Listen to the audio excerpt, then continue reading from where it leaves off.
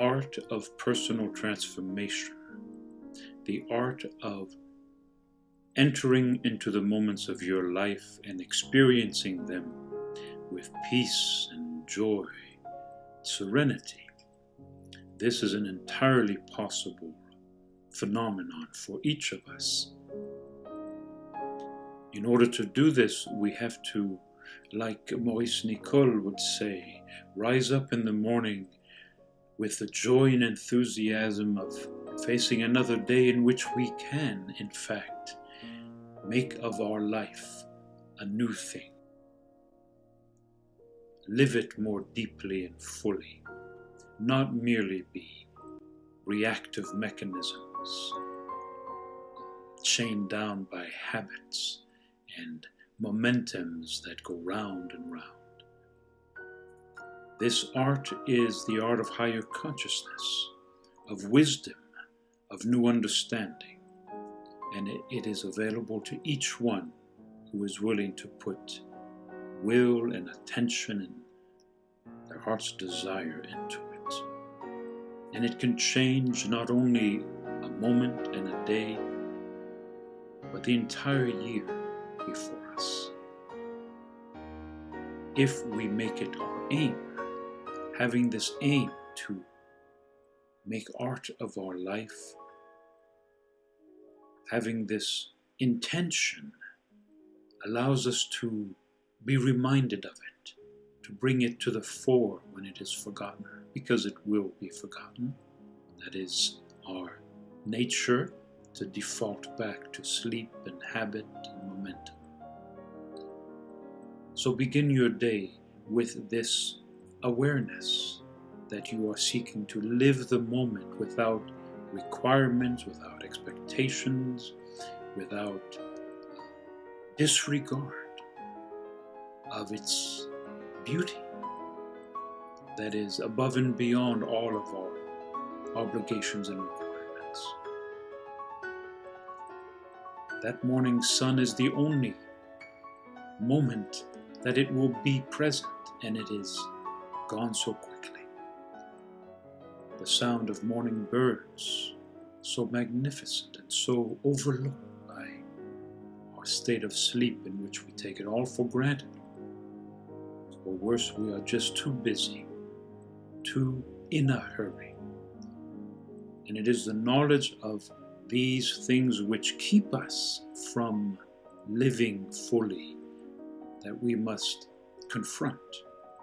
Carl Jung says of hurry, hurry is not of the devil, hurry is the devil. And it does destroy, consume our existence.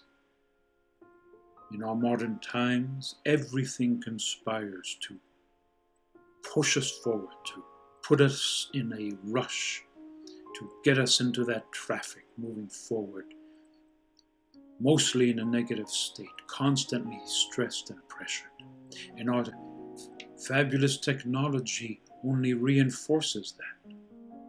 Those smartphones with their emails and text notifications distract us continuously, call us as though it were an urgency to have to read it, to have to deal with it.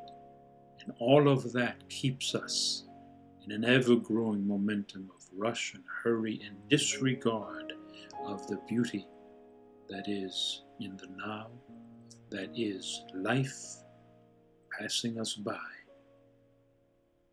We have to disengage, an important word, disengage from that which pulls us into these momentums. We have to realize that the mystic detachment, the dispassion of the ancients is a transcendence of a life that is lived in its lowest form. So when you are dealing with an irritation of some sort, or a petty thing that is pulling you away from your aim to live this life in its serene beauty, in the contemplative dimension that it deserves, that is your birthright, remember this aim and look at this irritation with humor. Let it be your reminding factor, your alarm clock to pull out of what would take you down, what would shut you off from what is truly your life, and turn it around into something that helps you make art out of the moment rather than shambles of it. When unexpected circumstances come your way, when conflict is in your face,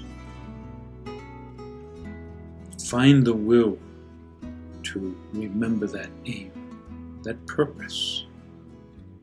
And I assure you that once you have tasted the difference that it can make, that it will be easier to remember next time, because you will want that in your life, that centeredness, that recollection, that understanding, that freedom from ego and its never-ending reactions and offenses and rages. That peace is a natural state of our spirit. It's where our true self resides, where our connection with the holy can be found. We are never at home, and therefore we miss it all the time. I remind you of the great saying by Master Kalfried Graf Durkheim, "Open the door and let yourself be found." But that is the self that is in this quiet place. The rushing self, the angry self, the reactive self has no idea where the door is, has nothing to receive what can be found on the other side.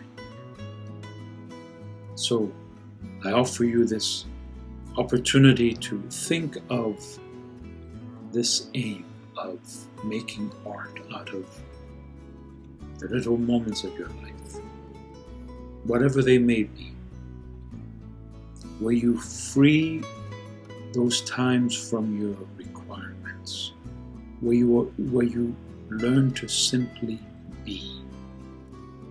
And in being you receive, you are inspired, you are able to find clarity and joy and contentment, and all those things that we think are ahead of us in time, when in fact they are right there, they are above us in time, and we need to align ourselves with that state of consciousness in which we can know them and receive them.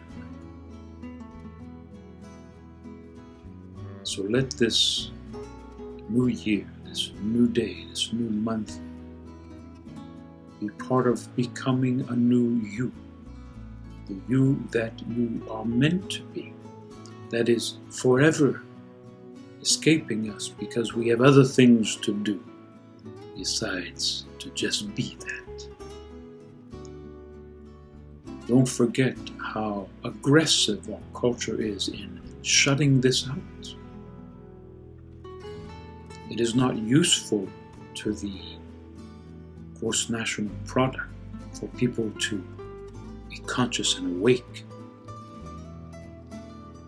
Worker bees are needed, and so everything conspires to keep us nose to the ground, always doing what is required of us to do, rushing about, identified with everything, stressed out.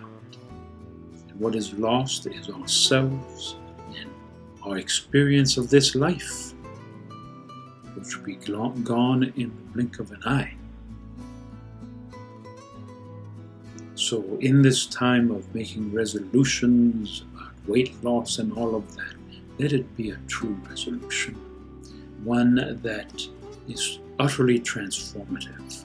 Remember that as you change yourself within, outer circumstances and other people will be changed. Change yourself within, and your outer circumstances change. More spiritually even, the words of Saint Seraphim of Sarov, the beloved saint of Russia, the Saint Francis of the East, acquire peace within your heart, and 1,000 people will receive peace. we can have such an impact on the world. But first, we must find ourselves and pull ourselves out of the madness, of the chaos, of the noise, and while still functioning in it, turn it into something beautiful for God. And if you can just begin this and discover how much you want this, what it can do for you, then perhaps the day, the year, the years ahead can be entirely different for you as you blossom into the person you are meant to be.